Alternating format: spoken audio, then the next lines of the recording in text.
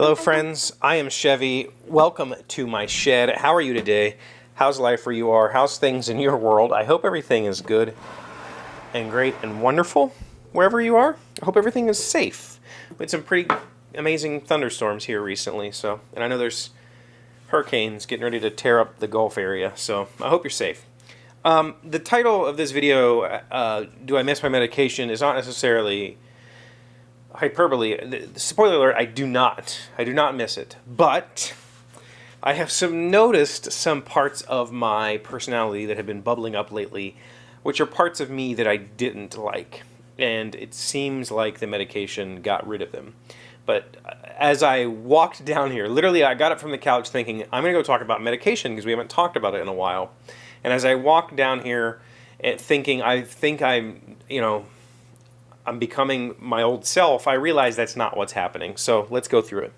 For those of you that don't know, in 2010-ish, 2009, 2010,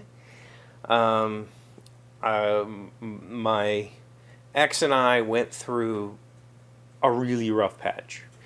And there was a time during that I lost like 30 pounds 1 month and developed serious issues. Up until that point in my life, so I was 31, up until that point in my life, I had been okay for the last 15 years. I was depressed and all that stuff as a teen. I was fine. So we went through about a year of really toughness, really big toughness, and then I promised to do something about it, and I started taking Lexapro. Lexapro is an antidepressant and an anti-anxiety medication. It's used to treat both, and I had both very, very badly. So it was like it was actually probably 2012, maybe even 2013 when I started the medication.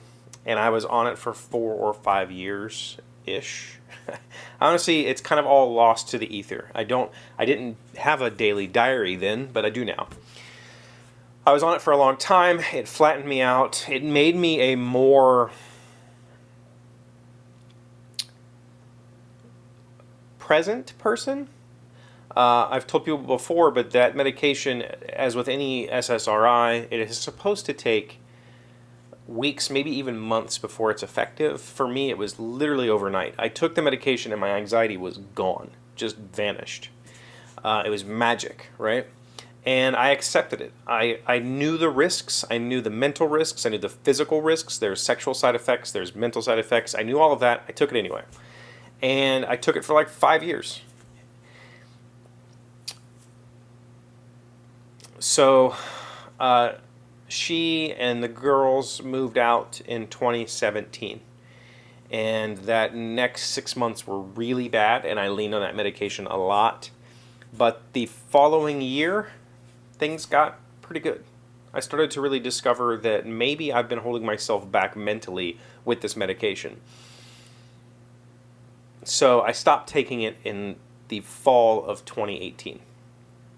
I did all of this through a doctor, by the way. It's not like I can just go buy it. So I talked to my doctor, we tapered off of it, and it's been almost 2 years now that I've been completely off of my SSRI.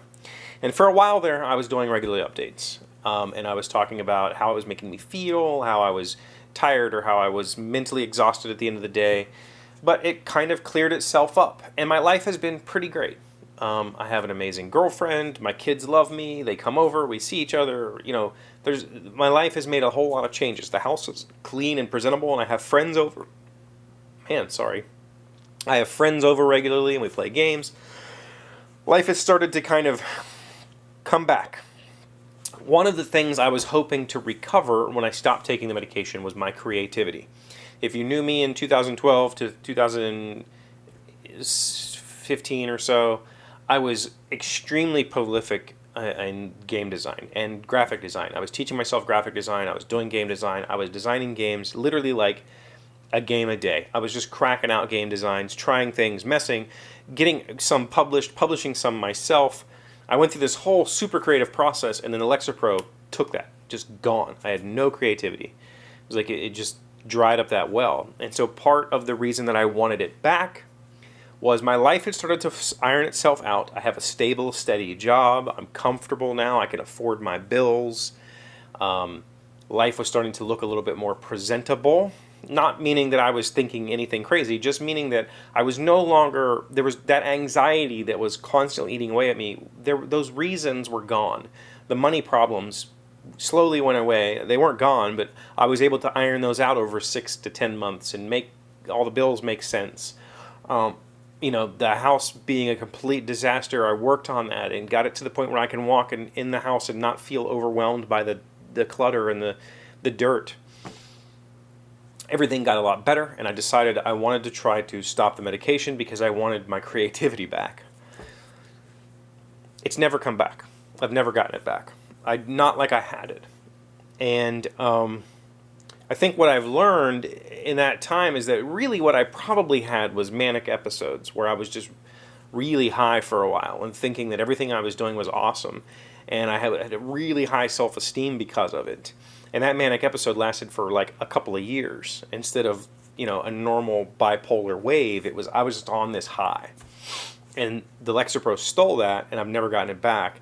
And I don't necessarily want it back. I miss being confident, but I'm slowly getting confidence just naturally. M has worked with me a lot on all that. I'm slowly getting that stuff back. But the parts of me that are bubbling up, like I mentioned at the start of this talk, were the parts of me that I think are probably, attention related. I'm not going to say that I have an attention disorder. I'm not going to say that I have anything, but I know that my attention span is lightning quick. Like, I will get excited about something and I will focus on it, and then it just dies. And then I'll get excited about something else and I'll focus on it, and then it dies. And I get excited about something and I'll focus on it, and it dies. When I was on the Lexapro, and even for the last few years off of the Lexapro, I was able to maintain my interest in things. But the difference was I didn't get excited about anything. I was not excited about game design. I wasn't excited about writing books. I wasn't excited about doing these videos. I wasn't excited about building things. But I was interested in them, and that allowed me to kind of plod along. Recently, within the past 6 to 8 months, surprise, since we've been stuck in the house, that excitement has come back. I'm getting excited about things again. Oh, I really want to do this. Oh, I really want to do that. And then they fade. Oh, I really want to do this. And then it fades. That's that part of my personality I don't enjoy.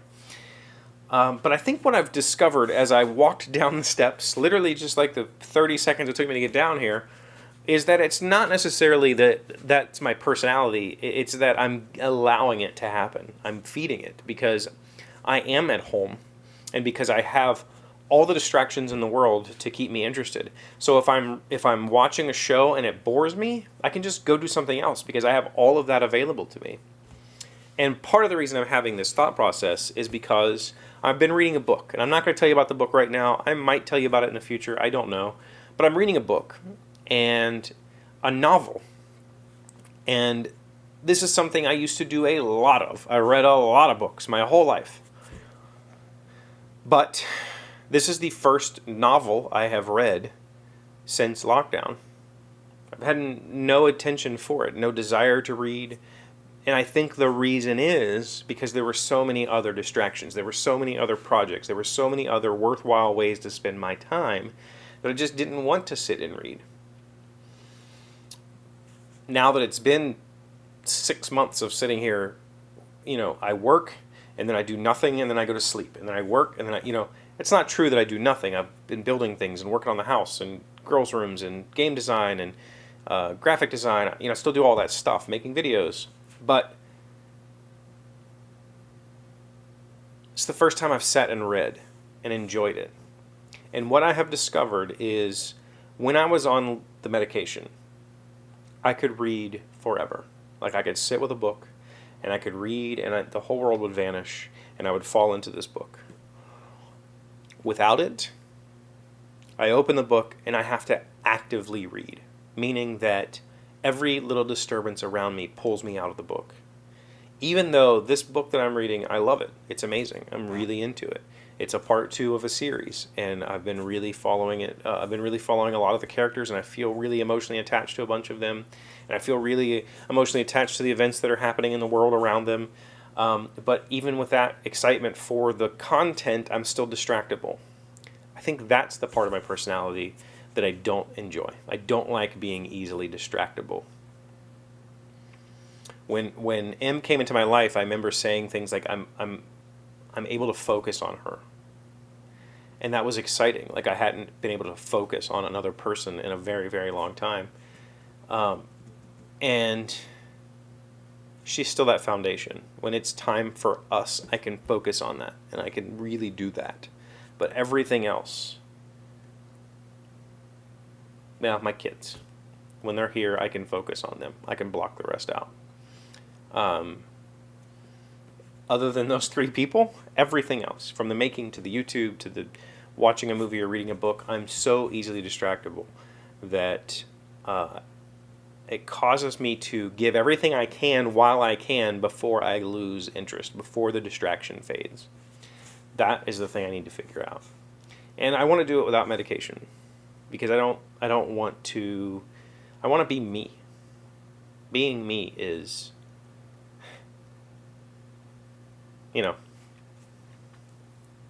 I don't really drink. I don't do drugs. I don't do things that make me somebody else. I don't want to be somebody else. I want to be me. I want to be the best me I can be. That sounds really dumb when I said it out loud, but I'll get there. And I'm thankful that I have all of you along for the ride.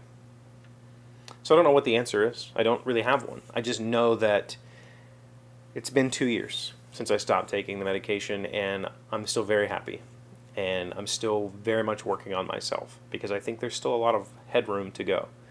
I think that if I didn't have myself to work on, I would get bored. Yeah. So, thank you for being here as always. Thank you for liking, commenting, subscribing, being amazing friends and wonderful people. I really appreciate you. And I will see you again tomorrow. Today's word you should know to sound smart is captious. It's an adjective meaning a person who enjoys giving unsolicited advice, a nitpicky, a petty individual who takes pleasure in pointing out the flaws in and mistakes made by others, no matter how small. Audrey is a captious individual eager to show others how smart she is, often by belittling them. Captious. C-A-P-T-I-O-U-S.